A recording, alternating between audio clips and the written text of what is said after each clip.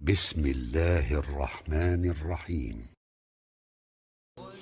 Şi Kelale mantagada Kazım Hoca diýen ýerde biziň bir gadim ewliýamyz ýaty Hazreti Meskin Gılyjyşan, ulakhan ewliýalardan.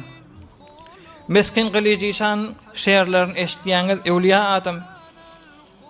Bir wagt bir näçe däne adam özleri bir ölen kişi bolupdyr, onu kefelläpdirler, zat edipdirler. Hazreti Meskin Gılyjyşanyň ýanyna getirip cenaza çykdyrjak bolupdyrlar.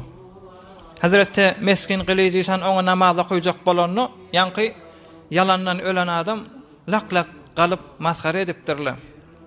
O maskara edenne Hazreti Meskin Gılyjyşan bedduga edipdir. Näme? Indi zulm edildi da. On wagtlaryny o ibadet bilen geçirýär ömrüni, boş geçirmeýär. On wagtyny aldy, onu maskara etdi, onu güllü kiçeltdiler. Bir näçe däne lat bolup, şonda Hazreti Meskin Gılyjyşan ipdir. Garaja diýen owadan meşdik şola. Şoň jowanlar şey dipdirler. Hazreti Meskin Gılyjyşan ipdir.